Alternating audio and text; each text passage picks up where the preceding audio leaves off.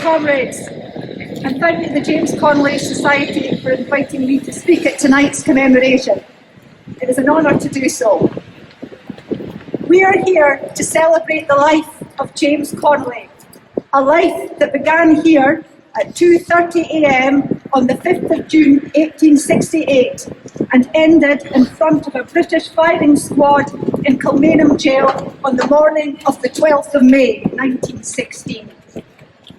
Just 2 weeks before, he had led a rising to overthrow British imperial rule in Ireland, a rising which, if it had succeeded, would have been the first victory in the world for a socialist republic. Connolly is revered the world over as an international socialist, but he was also a homegrown revolutionary who had been shaped and formed by his upbringing as the child of poor Irish immigrants, living in a community of poor Irish immigrants. His parents, John Connolly and Mary McGinn, had emigrated from County Monaghan in the great clearances following the Great Hunger, those dark years in Irish history which saw Ireland lose a quarter of its population to starvation, disease and emigration. John and Mary, and thousands like them, carried the trauma of being displaced from a familiar rural environment to a strange new urban one. Most had been driven off the land which their ancestors had cultivated for centuries, at the blunt end of a landlord's battering ram or through sheer grinding poverty. Connolly grew up in the long shadow of those horrific years, and from early childhood, the memory of them was imprinted on his mind. Through it all, one issue remained constant: land, the ownership and control of it. For those who had been displaced from the land and were now living in urban squalor from what they could earn from their labour alone, the progression from a concern with the ownership and control of the land to the ownership and control of the built environment and the means of production was a logical and natural one. So it was with Connolly. It is no coincidence that Connolly was moved to his first experience of political activism in Dundee, a town composed of poor Irish immigrants, an underpaid, overworked, predominantly female workforce, and with some of the worst living conditions in Scotland. Connolly came to Dundee in March 1889, when the socialists were, as the historian Desmond Greaves has said, in the middle of their free speech campaign after the local magistrates imposed a ban on street meetings.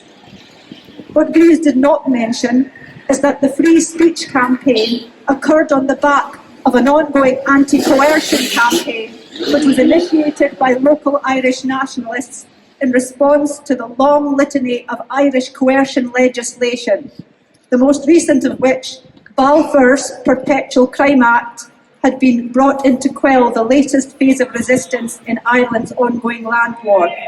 And as we all know, Balfour later carved his name on the annals of infamy as the author of the Balfour Agreement of 1917, which paved the way for the foundation of the State of Israel and the brutal settler colonial land grab that continues as we stand here.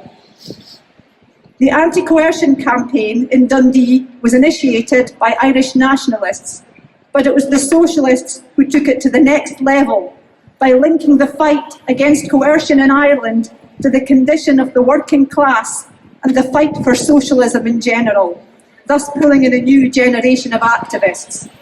The impoverished Connolly, who had come to Dundee to find work, was one of them. Like his father before him, Connolly worked as a manure carter, or a scavenger as it was called in Dundee, which was one of the most laborious, insecure and poorly paid jobs going. The only ones who had it worse were the city's female textile workers, and it's no surprise that Connolly's first recorded observations on social and economic matters concerns them. At the time, he was living in St Mary Street, which looked down across the Lochie Road onto Logie Spinning Works, once the biggest employer of female labour in the northeast of Scotland. And if you'd seen the streets beside the mills at dinner hour, he wrote his girlfriend Lily, you would believe it. Women, women, hardly anything but women and girls of all shapes, descriptions and sizes, short and small, long and tall, as beautiful as angels and as ugly as sin. He continued, in the majority of families, both husband and wife work, the wife often earning more than the husband. But Connolly was misinformed on that, as this only happened in a few cases involving skilled women workers. In reality, there was no much pleasure living half a 9 and 6. The weekly wage of a female spinner, equivalent to about £50 today, and half that of a scavenger's. Connolly was a constant learner, though, and it's interesting to compare his first observation of Dundee with his last in October 1913. On that occasion, he was there to raise money for the victims of the Dublin lockout.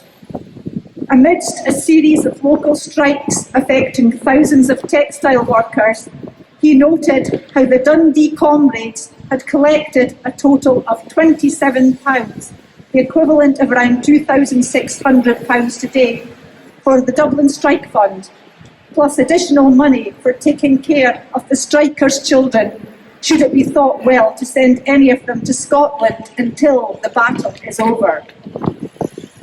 When you know that one of the biggest mills in Dundee is just now out on strike, he noted, and that strike affects over 1,200 women and girls, it must be admitted that this is a great achievement for Dundee.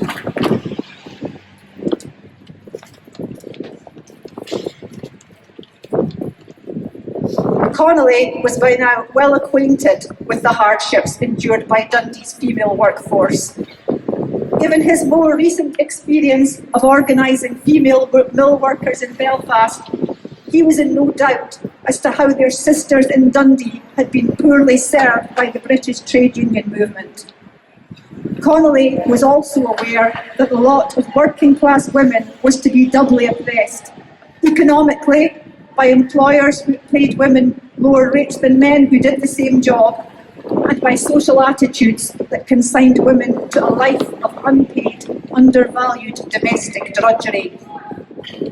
And this is the key point. Connolly was aware that money raised in such circumstances spoke volumes, as he put it, about the capacity for working class solidarity.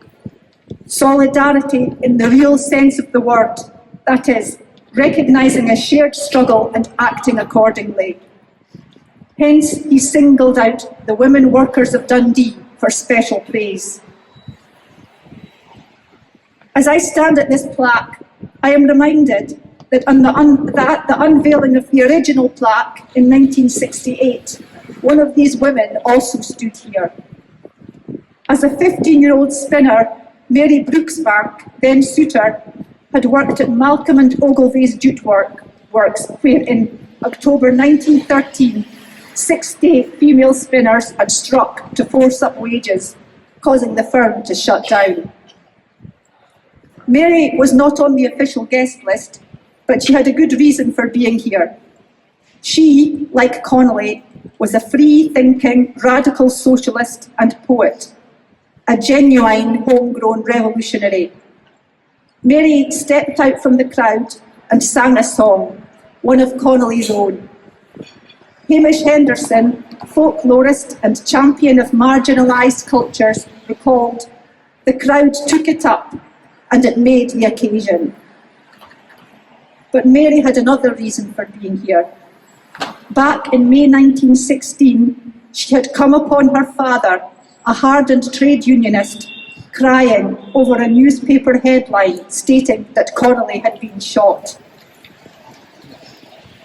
"Why are you crying for a traitor?" she asked him. At the time, Mary was a devout Catholic, and her views were undoubtedly influenced by the condemnations of the Rising in the press and by the self-appointed representatives of Dundee's Irish Catholic community. Sandy Souter, however, who had met Connolly in the early 1890s through his union work, knew what he had really been fighting for. As Mary recalled, he made me sit down and he sensed me into things. It was a lesson she never forgot. In her memoirs, written half a century later, she stated her personal creed, and it's one to remember. I never had any personal ambitions. I have but one, to make my contribution to destroy the capitalist system. Be like Mary. Be like Connolly.